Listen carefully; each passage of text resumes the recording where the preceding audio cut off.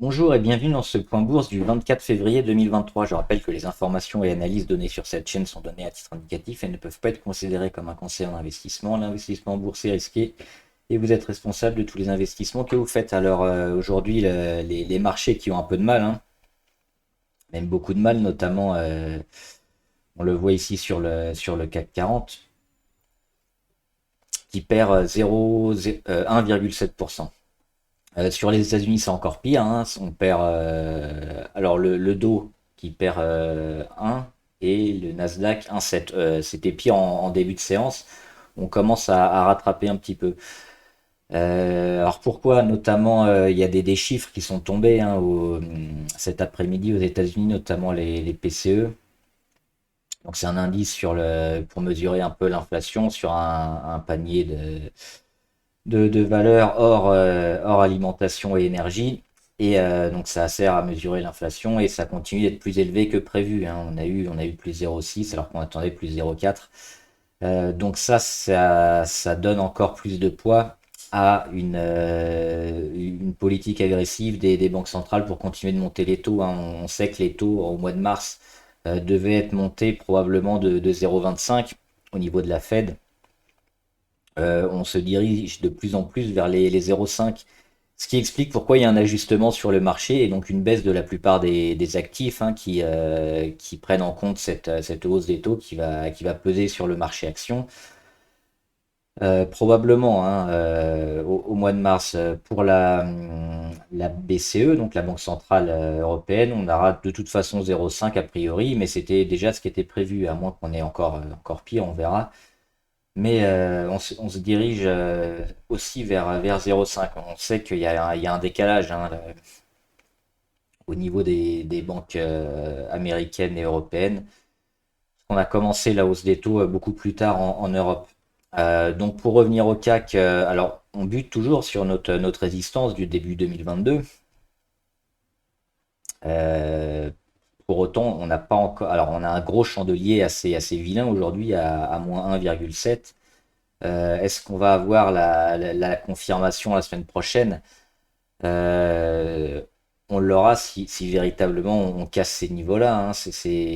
Hop, on va zoomer, c'est 7200 environ pour arrondir. Si on passe le début de semaine en dessous, il y a fort à parier qu'on aura une belle correction. Il faudra voir avec les marchés US qui continuent de coter, hein, jusqu'à ce soir à 22 heures. Mais si c'est le cas, oui, ça risque d'être un peu compliqué pour la plupart des actions. Après, la tendance de moyen terme, elle est toujours plutôt propre, hein. On le voit ici sur le CAC 40. On va regarder sur le Dow aux États-Unis. Alors le Dow Jones qui perd 1%, hein, il est à 32 815 à la mi-séance. C'est-à-dire qu'il est dans ces eaux-là autour de la moyenne à 100 jours, ici, les petits pointillés orange, juste en dessous, là où il a méché hier. Donc toujours dans une tendance un peu de correction un peu plus forte, hein. On le voit sur les États-Unis. Il y a un peu plus de chiffres qui sont mauvais au niveau de l'inflation, donc les États-Unis ont plus de mal. Mais on a toujours des supports, hein, qui sont pas loin, mais qui sont pas encore cassés. Donc c'est ça qu'on va tester toute cette semaine prochaine. C'est voir si les supports qu'on a vont tenir, ou alors si on les casse, on va véritablement vers une grosse chute sur les marchés probablement. Et on finit avec le Nasdaq qui perd 1,9 à la mi-séance. Mais on le voit, hein, le Nasdaq, alors on dézoome pour voir cette grosse correction durant l'année passée, hein, l'année et demie. Ces supports autour des 11 000. Et puis plus récemment, on le voit, hein, depuis le mois de janvier, on est monté assez rapidement. Et puis là, on fait un pullback. À quel niveau? C'est intéressant parce qu'on fait un pullback sur les 12 000 environ. Et ça correspond, hop, on va encore zoomer, à la moyenne à 200 qui est ici sur les 11 009. Donc on a un gros breakout, un pullback à environ 33% de ce qu'on a gagné. Donc on a possiblement ici entre les 11 009 et les 12 000, hein, avec le support sur les 12 000. et la moyenne à 200 sur les 11 009, potentiellement une zone qui va être travaillée et qui va peut-être permettre au Nasdaq de repartir. Alors avec les chiffres de l'inflation, c'est vrai que ça c'est pas très engageant, mais souvent quand on a les marchés comme ça un peu tout rouge, on a ces moments-là où tout se casse la gueule un petit peu. C'est finalement dans ces moments-là que c'est racheté et qu'on repart, hein, quand ça coïncide avec des niveaux pivots qu'on a ici sur les marchés. Donc la tendance, ça sera donnée probablement la semaine prochaine. Là, on n'a pas encore de gros signal de vente. On a des beaux signaux pour se préparer, mais on n'a pas encore la validation d'un marché qui se retourne à la baisse. On va regarder, avant de regarder les actions, notamment les matières premières et l'or et l'argent. Alors on le voit que l'argent, il revient sur sa moyenne à 200 également. Au niveau indicateur, on a un peu tout rendu, hein, on a plus grand-chose maintenant. On vient aujourd'hui sous les 30 niveaux RSI. Donc on est dans la fin de la correction probablement. On va attendre le début d'un rebond. Peut-être quand on va réussir à casser cette oblique-là sur l'argent, il y aura probablement une réaction, hein, début de semaine prochaine. Sur les métaux précieux, sur l'or. L'or, on avait dit qu'il était un petit peu en retard, c'est pareil. On a un support intéressant autour des 1800, hein, sur l'or. Là, on est à 1812, mais on a un support ici sur les 1786, donc on arrondit à 1800, avec la moyenne à 200 juste en dessous. C'est pareil, niveau indicateur, on vient frôler les 30 niveaux RSI, mais surtout, on se rapproche des supports, à la fois supports obliques, les supports des moyennes les plus longues. Donc, si on a également un retournement de marché, ça pourrait être intéressant de se replacer sur les métaux précieux. On le voit qui arrivent sur des niveaux pivots intéressants et qui pourraient repartir. Donc on va voir les minières notamment, donc les minières qui sont aussi toutes en baisse aujourd'hui. Et on va regarder notamment Barrick Gold. On le voit, hein, qui revient aussi assez proche de ces niveaux support autour des 14.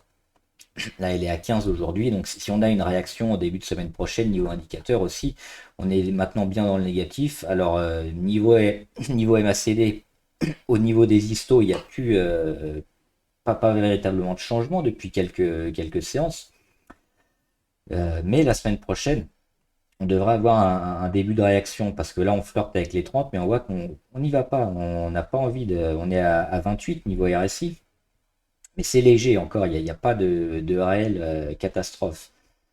On a Newmont Corp aussi, c'est un peu le même graphique, avec un support sur les 39-40. Là, on est à 40, 43, 44. Donc, il pourrait être intéressant peut-être à jouer, hein, si on veut switcher sur les marchés et se placer sur les minières. On va regarder juste avant. Ah non, SES, c'était une valeur intéressante, hein, qui pourrait peut-être bien repartir. Pourquoi?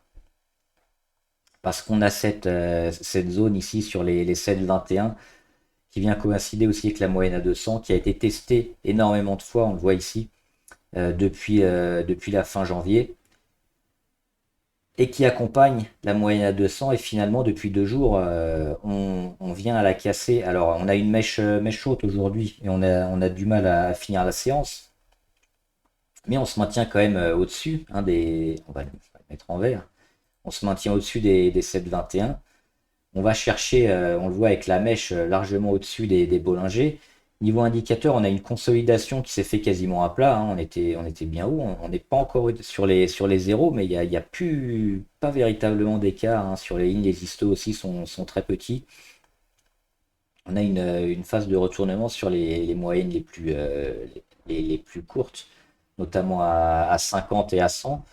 Donc SES, elle coche pas mal de cases pour aller enfin s'extirper ici de sa zone de travail au niveau de son support à 7,2 et de repartir parce elle a amorcé un beau mouvement, hein, depuis le début de l'année 2023, donc avec une marge de progression assez énorme parce qu'on aura les 9 en objectif sur SES.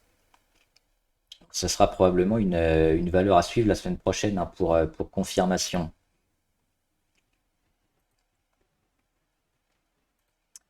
Et enfin, on va regarder rapidement les valeurs abonnées, alors notamment Axelis Technologies. Axelis, ils ont fait un beau run, hein, le premier d'octobre à novembre et le deuxième de janvier à février.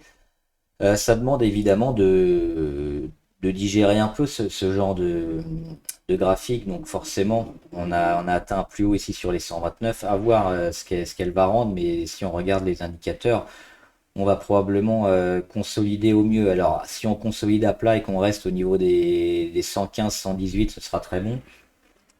Mais sinon, si on vient à entamer cette zone-là, on aura certainement une consolidation un peu plus compliquée. Et ça risque aussi de durer pas mal parce qu'on voit qu'on est monté très haut, hein, niveau MACD. Et ça va demander pas mal de construction. Donc, c'est pas le meilleur des moments pour rentrer. Si on est dessus, on surveille les zones sous les 118. Selectis, c'est assez mauvais, hein. Ça fait que descendre depuis le mois de janvier 2021, donc ça fait 2 ans. Alors il y a quelques mouvements haussiers qui sont un peu porteurs d'espoir, mais c'est assez vite vendu. Donc on en est là aujourd'hui, donc il y a pas grand-chose à faire, hein, sur ce genre de titre, à part jouer la spéculation très court terme. Mais c'est assez compliqué. ICAD, ils sont intéressants aussi parce qu'ils ont réussi à casser ici leur résistance à 46. On voit, on clôture au-dessus aujourd'hui. Après avoir bien travaillé aussi ce canal baissier, le problème c'est que la résistance, on a une belle zone de résistance ici qui est pas tellement loin, hein, sur les 49 pour arrondir, et on est à 46,50, donc rentrer maintenant, c'est peut-être pas le meilleur des moments, même si, même si on voit qu'on a une belle zone de travail ici depuis la mi-janvier à fin février, et qu'elle est plutôt favorable. Moulin Vest, on va juste la suivre. Pourquoi? Parce qu'on a un support ici qu'on avait déjà noté depuis un moment, hein, sur les 24-26, dont on se rapproche. Et l'oblique sur les plus hauts, qui est suivi par le cours. Donc c'est cette zone-là de congestion qui pourrait mener à un break et éventuellement une prise de position. Nexity intéressante parce qu'elle a rebondi ici sur son support et sa moyenne à 200 sur les 24. Donc si la semaine prochaine on tient les 24, ça pourrait être intéressant pour jouer à minima un rebond technique, voire mieux, hein, parce qu'il y a peut-être une phase de retournement à jouer sur Nexity.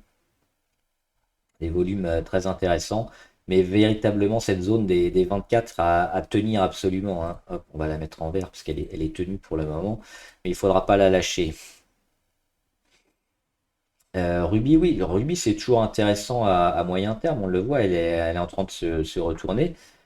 Il y a pas véritablement de porte d'entrée. Alors on en avait parlé après les résultats c'était ici, hein, le 8 février. Ça serait certainement intéressant autour des 25,7, hein, elle y est revenue récemment. Mais le cours n'est pas encore trop loin de cette zone-là. Donc si on joue Ruby, on joue probablement le moyen terme. Donc l'acheter dès maintenant, oui, pour continuer la séquence, c'est toujours plutôt intéressant. Voilà, donc j'espère que la vidéo vous a aidé. N'hésitez pas à mettre en commentaire, hein, les valeurs que vous suivez, les pépites, les actions qui sont selon vous intéressantes et qui pourraient fonctionner dès maintenant ou ces prochains jours. À vous abonner à la chaîne pour être au courant de toutes les vidéos et enfin à partager et liker cette vidéo si elle vous a aidé. Voilà, bon trade, à plus!